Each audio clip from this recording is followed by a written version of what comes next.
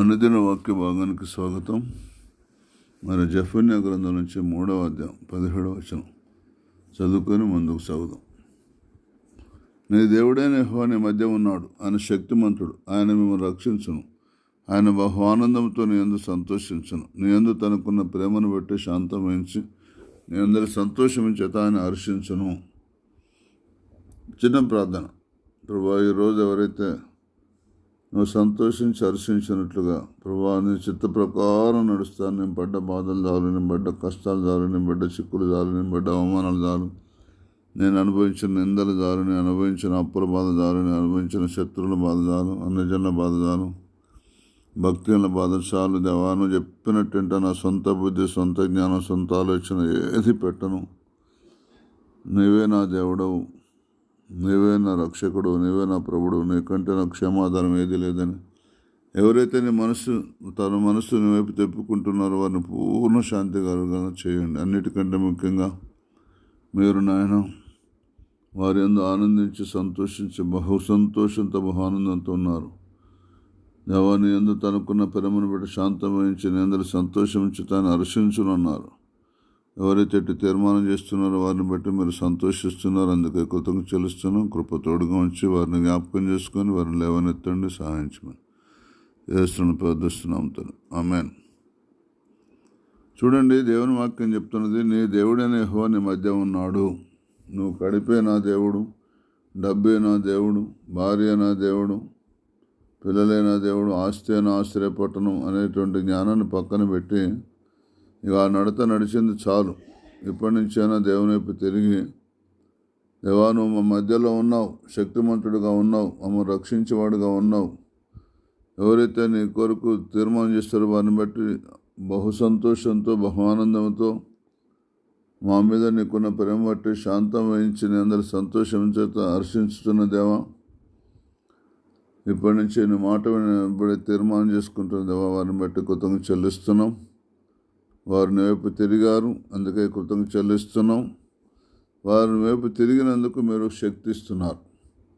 జాగ్రత్తగా వినండి. ఎవరైతే దేవుని వైపు తిరుగుతున్నారో వారికి ఒక దేవుని శక్తి, దేవుని అధికారం ఇస్తున్నాడు. ఏంటి తెలుసా?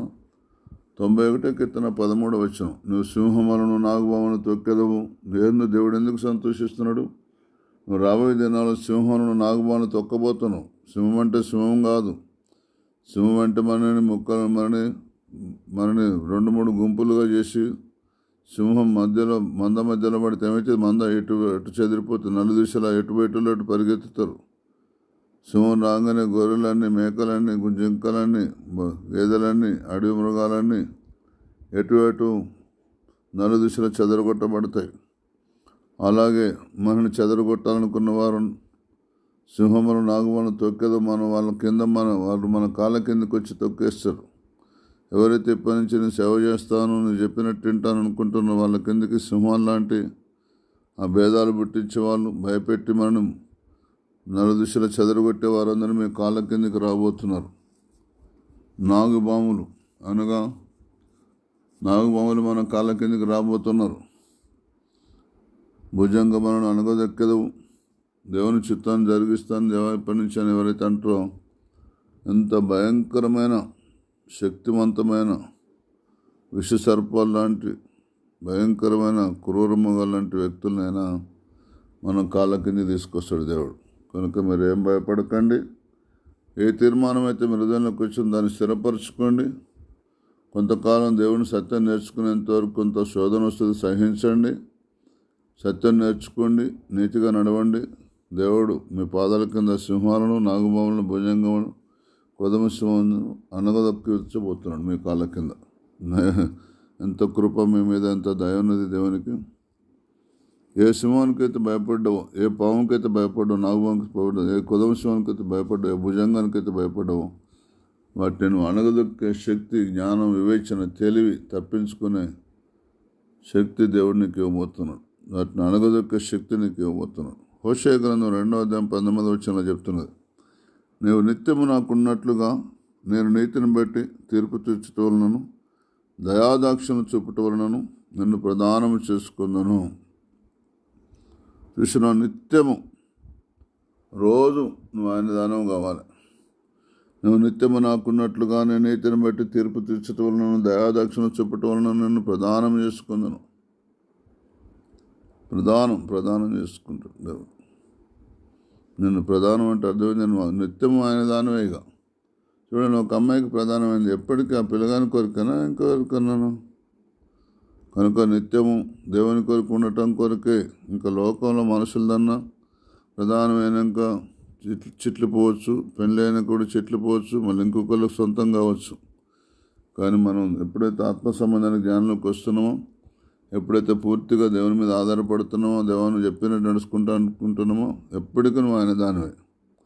దేన్ని బట్టి? నీతిని బట్టి తీర్పు తీర్చుతావు. నీతి అంటే దేవుడి చిత్త ప్రకారం నడుచుకుంటా నువ్వు అనటం మూలంగా దయాదాక్షిణ చూపటం వలన నిన్ను ప్రదానం చేసుకుందను. దేవుని దయే. మనం రక్షణ అంటే దేవుని దయే, బాప్తిస్మం అంటే దేవుని దయే, అభిషేక పరిశుద్ధాత్మ పొందడం దేవుని దయే, పరిచారకులం అంటే దేవుని దయే, విశ్వాసం అంటే దేవుని దయే, సేవకులం అంటే దేవుని దయే, అపోస్తులు, ప్రవక్తలు, సువార్తకులు, కాపర్లు, ఉపదేశకులు దేవుని దయే.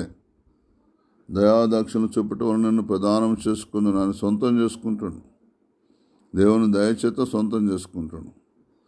దేవుని దాక్షిణ్యం చేత సొంతం చేసుకుంటాడు. ఎప్పటికీ నువ్వు ఆయన దానివే, నేను ఆయన దానివే, సంఘం అంతా ఆయనదే. ఏం భయపడకండి, దేవుని మిమ్మల్ని ఏర్పాటు చేసుకున్నావు. నేను ప్రేమించే వారందరినీ గద్దించి శిక్షించుచున్నాను, ఇంకా నీవు ఆసక్తి కలిగి మారు మనసు పొందమంటాడు. దేవుడు ప్రేమించే వారందరినీ గద్దించబోతున్నాడు. దేవుడు ప్రేమించే వారందరినీ శిక్షించబోతున్నాడు. ఎందుకు? అప్పుడప్పుడు కొన్ని మారు మనసు లేని పనులు చేస్తాం మనం. అప్పుడప్పుడు దారి తప్పిపోతాం, అప్పుడప్పుడు వంకరతో లేకపోతాం, అప్పుడప్పుడు మంచి మనసు కాకుండా చెడ్డ మనసు కలిగి ఉంటాం, చెడ్డ ధ్యానం కలిగి ఉంటాం, చెడ్డ ఆలోచనలు కలిగి ఉంటాం, చెడ్డ మాటలు మాట్లాడుతాం, చెడు చూపులు చూస్తూ ఉంటాం, చెడు నడత నడుస్తూ ఉంటాం. అప్పుడే దేవుడు గద్దించేది, అప్పుడే దేవుడు శిక్షించేది. కనుక భయపడకండి. దేవుని కృప మీ మీద ఉన్నది, దేవుని దయాదాక్షిణ్యం మీ మీద ఉన్నాయి. ఆయన కనికరంగల దేవుడు సహాయం చేస్తాడు.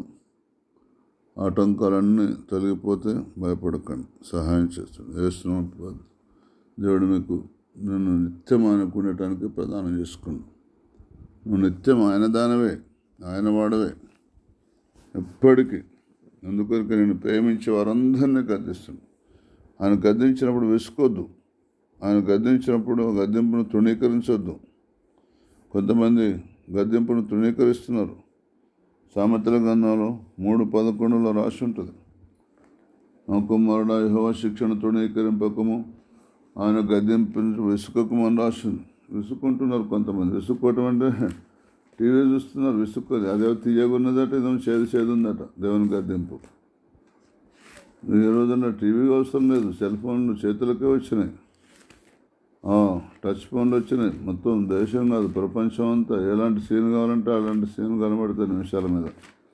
రెప్పపాటున సినిమాల్లో పోయి కూర్చున్నట్టే ఉంటుంది. లేదా ఇక చెప్పొద్దు, ఇక ఏం చెప్పాలా? ఎన్నో రకాల బలహీనతలు దానివల్ల. అందుకొరకే 3:11, నా కుమారుడా యెహోవా శిక్షను తృణీకరించవద్దు, ఆయన నేను గద్దించినప్పుడు విసుకవద్దు అంటాడు. తండ్రి తన కిష్టుడైన కుమారుని గద్దించే రీతిగా యెహోవా తాను ప్రేమించే వారిని గద్దించి శిక్షిస్తున్నాడు అంటాడు. ఇంకా హెబ్రీ పత్రిక 12లో చూసినట్టయితే, తండ్రి శిక్షించని కుమారుడు ఎవడు చెప్పండి అంటాడు. ఉన్నాడంటావా? తండ్రి చేత శిక్షింపబడని, తల్లి చేత శిక్షించబడిన కుమారుడు భూమి మీద ఎవరైనా ఉన్నారా? ఎవ్వరు లేరు. మరి నువ్వు ఎట్లా నాకు శిక్ష వద్దు అంటే ఏమన్నట్టు? శిక్ష వద్దంటే నువ్వు దుర్బీజువు కానీ కుమారుడు కాదంటాడు.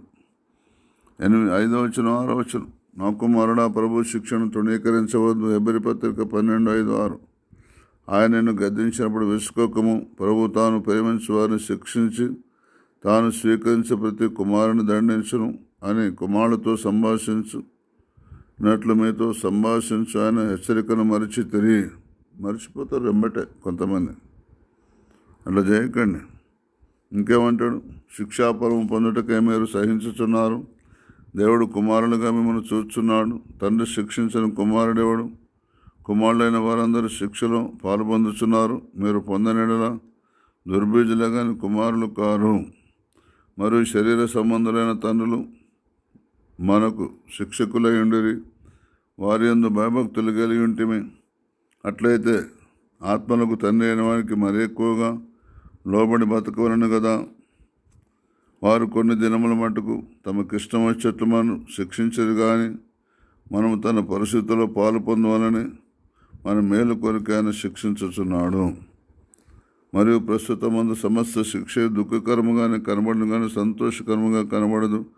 ఆయనను దాని అందు అభ్యాసము గల వారికి అది నీతియు సమాధానకరమైన ఫలం ఇచ్చును. చూసినా, శిక్ష ఎందుకు వస్తున్నది? నువ్వు నీతి మార్గం నడిపించడం కొరకే, న్యాయ మార్గం నడిపించడం కొరకే, శిక్షా ఫలం పొందటం కొరకే దేవుడు నిన్ను ఎన్నుకున్నాడు. ఆయన కూడా ఈ భూలోకంలో యేసుప్రభు ఉన్నప్పుడు మహారోదనతోనూ కన్నీళ్లతోనూ తన మరణమును రక్షింపగలవానికి ప్రార్థనలు యాచనలు చేసే భయభక్తులు కలిగినందున ఆయన అంగీకరించబడ్డాడు. కాబట్టి సడన చేతులను అంటున్నారా, సడన చేతులను, సడలిన మోకాలను బలపరచుడి, మరియు కుంటికాలు వెనుకగా బాగుపడిన నిమిత్తము మీ పాదములకు మార్గము సరళం చేసుకుని. అంటే దేవుని చిత్తంలోకి రండి, దేవుని ఆలోచనకి రండి. దేవుడు మిమ్మల్ని ఎన్నుకున్నాడు, పిలుచుకున్నాడు, ప్రత్యేకించుకున్నాడు. అశ్రద్ధ చేయకండి. ఆయన మహారోదనలతోనూ తన మరణమును రక్షింపగలవానికి ప్రార్థనలు, విజ్ఞాపనలు, యాచన చేసే భయభక్తులు కలిగినందున ఆయన అంగీకరించబడ్డాడు. ఆయనే అంత అలాంటి దుస్థితి అయితే నీకు నాకు మనం ఏం కష్టపడకుండానే పరలోకం దొరుకుతుందా? అలా చేయకండి. హెబ్రీ పత్రిక 5:7 శరీరధారి అయిన దినములలో మహారోదనముతోనూ కన్నీళ్లతోనూ తన మరణము రక్షింపగలను ప్రార్థనలు, విజ్ఞాపనలు చేసి భయభక్తులు కలిగి ప్రార్థనలు, యాచనలు సమర్పించి భయభక్తులు కలిగి ఉన్నందున ఆయన అంగీకరించబడడు. ఆయన కుమారుడయుండి తాను పొందిన శ్రమల వలన విధేయత నేర్చుకున్నాను. మనం శ్రమల వలన విధేయత వస్తుంది. ఎంత శ్రమ వస్తే అంత విధేయత. కనుక శ్రమ శిక్షించినప్పుడు విసుకోవద్దు. పేతురు రాసిన మొదటి పత్రిక 3:15 ఇలా చెప్తుంది: నిర్మలమైన మనస్సాక్షి కలిగిన వారై మీలో ఉన్న నిరీక్షణ వచ్చి మేము హేతువడుగు ప్రతి వానికి సాత్వికముతోనూ భయముతోనూ సమాధానము చెప్పుటకు ఎల్లప్పుడూ సిద్ధముగా ఉండడి. మీ హృదయమునందు క్రీస్తును ప్రభుగా ప్రతిష్ఠించుడి. ఇక మనకు ఎవరన్నా ఇట్లా ఎందుకు దాంట్లో దిగను, దేని ఎందుకు నమ్మిన కోపతాపాలతో జవాబు ఇవ్వద్దు. నిర్మలమైన మనస్సాక్షి, నిమ్మలంగా దీనత్వంతో ఉండండి. మీలో ఉన్న నిరీక్షణ వచ్చి మనం హేతువడుగు ప్రతి వానికి సాత్వికంతోనూ భయముతోనూ సమాధానం చెప్పేటకు ఎల్లప్పుడూ సిద్ధంగా ఉండండి. మీ హృదయమునందు క్రీస్తును ప్రభువుగా ప్రతిష్ఠించండి. విసుక్కోకండి, ఎల్లప్పుడూ సిద్ధంగా ఉండండి. అప్పుడు మీరు దేవుని విషయమే దుర్మార్గులను దూషింపబడుదురు, దాని విషయమే క్రీస్తునందన మీ సత్ప్రవర్తన మీద అపనింద వేవారు సిగ్గుపడుదురు. అప్పుడు మీరు దేవుని విషయమే దుర్మార్గులను దూషింపబడుదురు, దాని విషయమే క్రీస్తునందన మీ సత్ప్రవర్తన మీద అపనింద వేవారు సిగ్గుపడతారు. విషయంలో నిందలేయటం చాలా తేలిక ఈ రోజుల్లో మానవులకు. కానీ సిగ్గుపరుస్తాడు దేవుడు నీ ద్వారా వాళ్ళను. ఎప్పుడు నిర్మలమైన మనస్సాక్షి నీకుంటే, ఎప్పుడు మనలో ఉన్న నిరీక్షణ హేతు కారణం ఏందని అడిగేవారికి సాత్వికంతో భయంతో సమాధానం చెప్పేటకు ఎల్లప్పుడూ సిద్ధంగా ఉంటే, మీ హృదయములందు ప్రభువును ప్రతిష్ఠించుకుంటే అనే వాక్యం చెప్తాను. అప్పుడు మీరు దేవుని విషయమే దుర్మార్గం దూషించబడతారు, దాని విషయమే క్రీస్తునందు మీ సత్ప్రవర్తన మీద అపనింద వేవారు సిగ్గుపడతారు. దేవుడు మన దీవించును గాక. ప్రార్థన చేసుకుందాం. పరిశుద్ధైన మా తండ్రి, మా రక్షణకర్త, మా ఆశ్రయదుర్గమైన దేవా, నీ దేవుడైన యెహోవా మధ్య ఉన్నాడను, శక్తిమంతుడుగా ఉన్నాడను, మిమ్మల్ని రక్షించేవాడుగా ఉన్నాడు, బహు ఆనందంతో నీ అందు సంతోషించేవాడుగా ఉన్నాడను, నీ అందు తనకున్న ప్రేమను బట్టి శాంతం వహించి మీ అందరూ సంతోషించి హర్షిస్తాడని చెప్పిన ఎవరైతే మంచి తీర్మానం చేసుకున్నారో దేవాని చిత్త ప్రకారమైన వారిని బట్టి హర్షించడం మాత్రం కాదు, వారికి సింహాలను, నాగబాములను, కొదమశిలను, భుజంగులను తొక్కే అధికారం కూడా ఇస్తున్నాం. అంత మాత్రం నిత్యము నీకు ఉండినట్లుగా నీతిని బట్టి తీర్పు తీస్తున్నారు, దయాదాక్షిణం చూసి ప్రదానం చేసుకుంటున్నారు. అందుకే స్తుతిస్తున్నాం.